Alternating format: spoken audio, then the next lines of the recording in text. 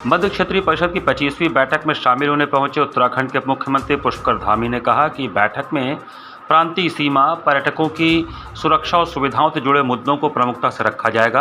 Babatpur airport पर सोमवार को पुष्कर धामी का स्वागत भव्य रूप से किया गया। इसके बाद उन्होंने श्री काशी विश्वनाथ धाम पहुंचकर विधिवत दर्शन पूजन किया। मंदिर के बाहर मीडिया कर्मियों से बातचीत करते हुए उन्होंने कहा कि परिषद की बैठक में सहभागिता के लिए काशी की पुण्य धरा पर आना गौरवपूर्ण एवं सुखद अनुभव है।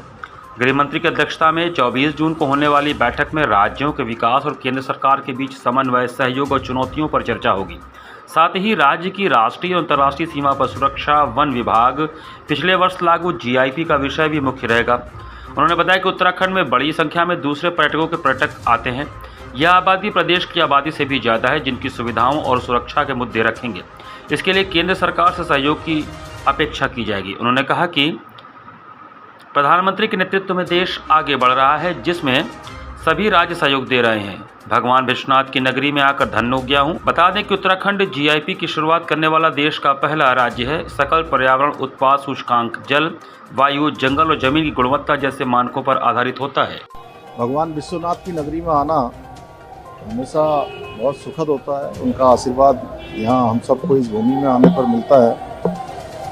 और हम लोग देवभूमि उत्तराखंड से यहाँ आए। माननीय अमित शाह जी की, गृह मंत्री जी की अध्यक्षता में हमारे मध्य क्षेत्र की जो है 4 राज्यों की यहाँ काउंसिल की बैठक होती है। इसमें हमारे अनेक मुद्दे होते हैं जो अपने राज्यों से संबंधित होते हैं, विकास के मुद्दे होते हैं, भारत सरकार से जुड़े हुए मुद्दे हैं। उन सभी पर आपसी सहमति के आधार पर बात होती है। परस्पर एक दूसरे राज्यों का सहयोग हो, एक दूसरे के विकास में सहयोगी बने।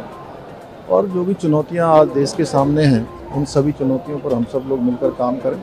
तो उस बैठक में आ रहे हैं। और आज हमारे प्रधानमंत्री श्री मोदी जी के नेतृत्व में आज पूरा देश तेज़ी से आगे बढ़ रहा है।